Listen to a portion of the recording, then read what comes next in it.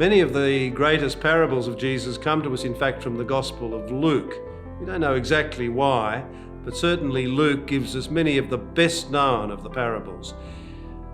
One of those comes in chapter 16, and it's often called the parable of Dives and Lazarus, but that's a bit of a misnomer, in fact, because in the parable itself, Lazarus has a name, the poor man at the gate, but in fact the rich man is never given a name. And it's an interesting question why that is so. It's not by accident.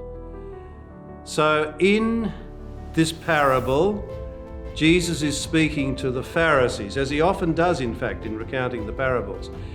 And he's speaking to the Pharisees, whom Luke describes as lovers of money. So in a sense, the parable is about the love of money, or the use of money, which was an important question for Luke and his community, which seems to have had both rich Christians and poor Christians. And the question was, what is the responsibility of rich Christians to poor Christians? And what are the rights of poor Christians vis-a-vis rich Christians in this community? But the parable itself is not just about the use of money.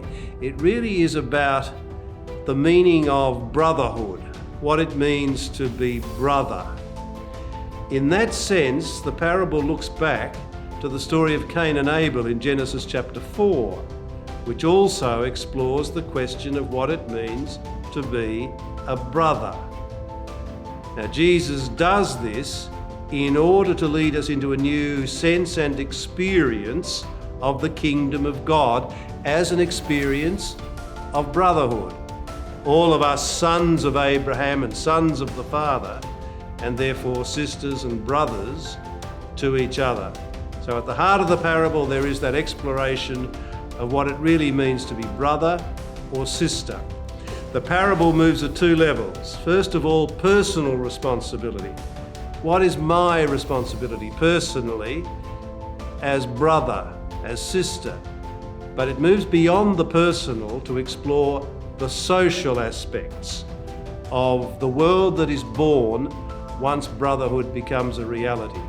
In fact, the world that is born according to Jesus is what he calls the kingdom of God.